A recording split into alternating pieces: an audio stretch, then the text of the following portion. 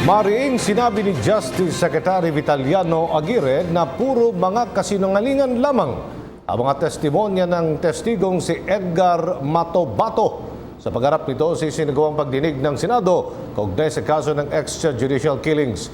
Dinagdag pa ni Aguirre, kaduda-dura rin ang sinabi nitong wala siyang statement o affidavit sa Department of Justice, gayong matagal na itong nasa pangangalaga ng Witness Protection Program ng naturang kagawaran.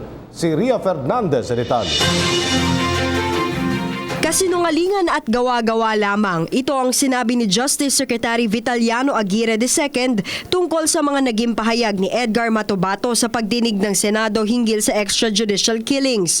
Ayon kay Aguirre, malinaw na nagsisinungaling si Matobato nang sabihin nitong wala siyang affidavit patungkol sa mga sinabi niya sa Senado.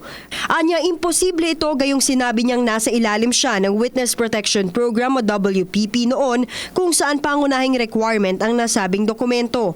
Dagdag pa ni Aguirre, tila may pinoprotektahang tao si Matobato dahil sa katakatakang pagtanggi nito na pangalanan kung sino ang nagdala sa kanya para dumalo sa pagdinig. Dumepensa naman si Aguirre sa pagkakaungkat ng kaso ng dati niyang kliyente na si Benjamin Laud na iniuugnay sa Davao Death Squad o DDS.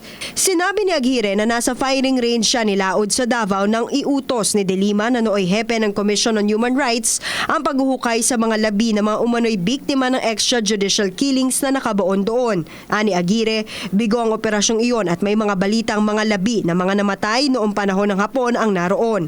Kung tunay umanong si Pangulong Rodrigo Duterte na nooy alkalde ng Davao ang nasa likod ng mga pagpatay na ito, tanong ni Aguirre, bakit hindi agad nagsampa ng kaso si De Lima gayong naging CHR chairperson ito at Justice Secretary? Sinabi ni Aguirre na ang pagdinig ng Senado na pinangunahan ni De Lima ay isa lamang diversionary tactic.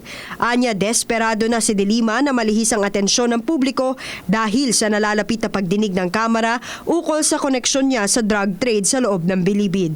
Para sa PTV News, Ria Fernandez. Ako po si Cathy San Gabriel. Subscribe na sa PTV YouTube channel. I-click lang po ang subscribe button.